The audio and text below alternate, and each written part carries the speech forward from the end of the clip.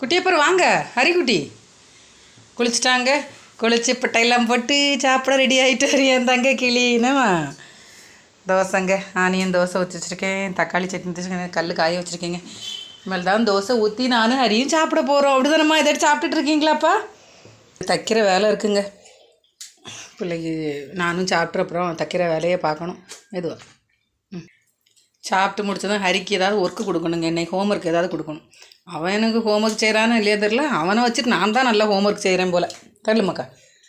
முதல்ல சாப்பாடு தாம்மா, அதுக்கப்புறம் எல்லா வேலையும் பார்த்துக்கலாம். எழுதுறது, ஓடுறது, நடக்கிறது எல்லாம் நான் அப்புறம் பார்த்துக்கிறேம்மா. ஹரி மைண்ட் வாய்ஸ் அதுதான் என்னம்மா. தங்கம்மா கொஞ்சோண்டு சிரிடி. சிரிடா. இது என்னது?